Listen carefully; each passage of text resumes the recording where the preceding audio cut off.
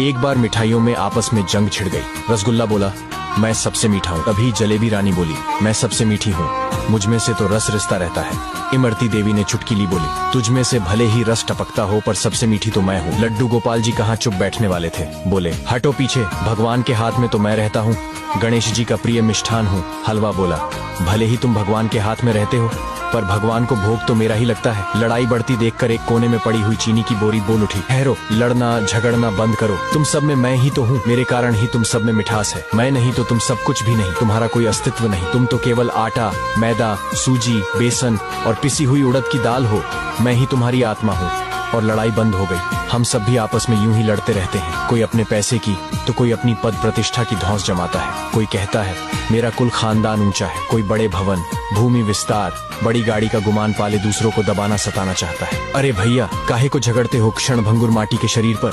याद रखिए, मालिक को सब बर्दाश्त है पर किसी की अकड़, अभिमान बर्दाश्त नहीं। जब तक शरीर में चेतना है तभी तक यह चल रहा है, इसी से इसकी शोभा है। आत्मा निकल जाने के बाद एक रात भी इस जड़ शरीर को घर में रखना भारी हो जाता है। पर विडंबना देखिए कि उस आत्म तत्व को हम पहचानते नहीं और सारी जिंदगी इस शरीर को ही सजाने संवारने में निकाल देते हैं।